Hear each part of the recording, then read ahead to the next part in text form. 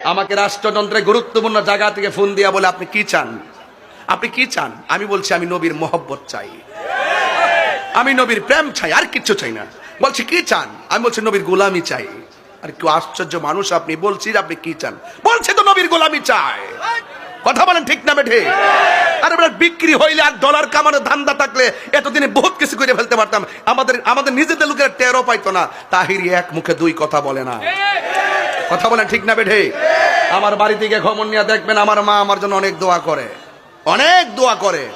আল্লাহ বলেছেন ওয়া ইলাহুকুম ইলাহু ওয়াহিদুন লা ইলাহা ইল্লা হুয়ার রহমানুর রহিম কুল হুয়াল্লাহু আহাদ আল্লাহুস সামাদ লাম ইয়ালিদ ওয়া লাম ইউলাদ ওয়া লাম ইয়াকুল লাহু কুফুয়ান আহাদ।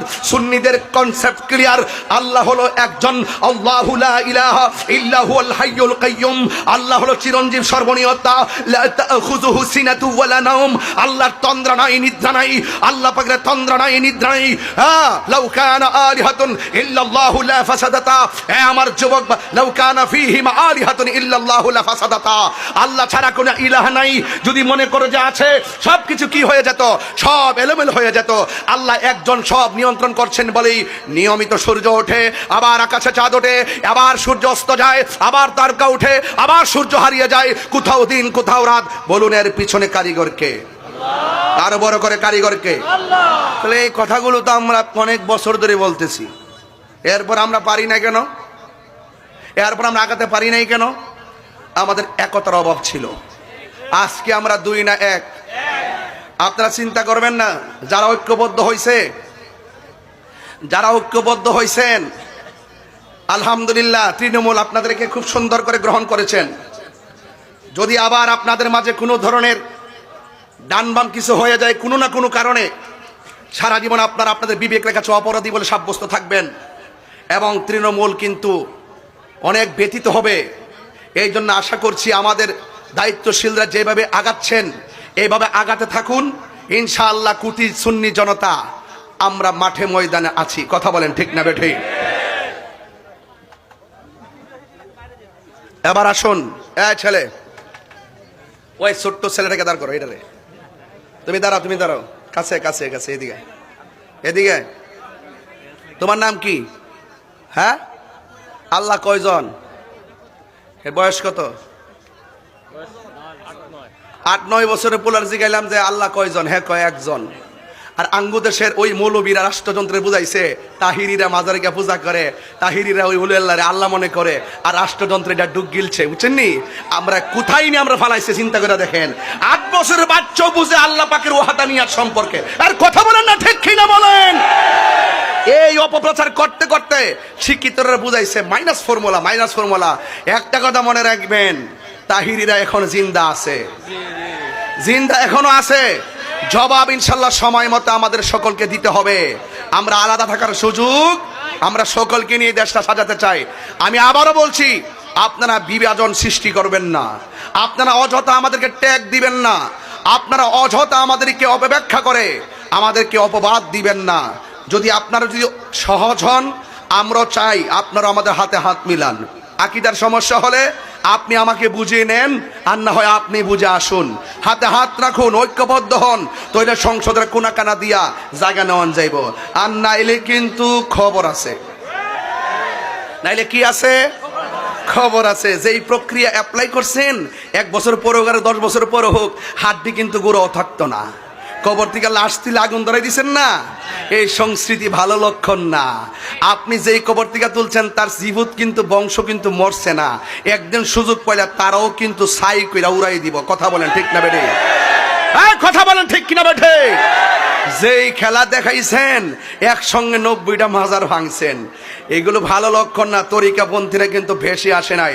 আহলুস সুন্নাত ওয়াল জামাত বানের জলে ভেসে আসা কচুরি পানা নয়। আমার কথা একটু গরম হয়ে যাচ্ছে, কারণ এখানে ওয়াহাদানিয়াতের ওয়াজ চলছে। আমার কনসেপ্ট ক্লিয়ার করতেছি। ওয়াকাদা রাব্বুকা আল্লা তা'বুদু ইল্লা ইয়া।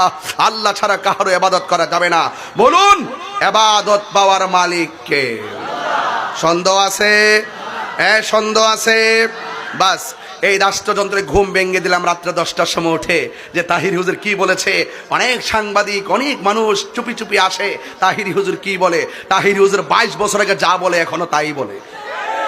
আমাকে রাষ্ট্রযন্ত্রে গুরুত্বপূর্ণ জায়গা থেকে ফোন দিয়া বলে আপনি কি চান, আপনি কি চান? আমি বলছি আমি নবীর মহব্বত চাই, আমি নবীর প্রেম চাই, আর কিচ্ছু চাই না। বলছি কি চান? আমি বলছি নবীর গোলামি চাই।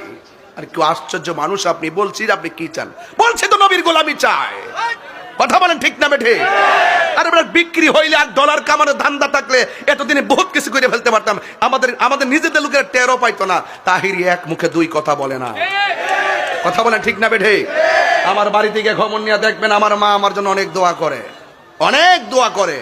এই দেখেন, এবাদতের পাশাপাশি আমার প্রিন্সিপাল হুজুর এখানে বসা আছেন, এবাদতের পাশাপাশি আল্লাহ বলছেন ওয়াবিল ওয়ালিদাইনি ইহসানা, বলছেন তোমরা মা বাবার সঙ্গে ভালো ব্যবহার করো, ভালো আচরণ করো, হাসান থেকে হাসান, সুন্দর ব্যবহার করো।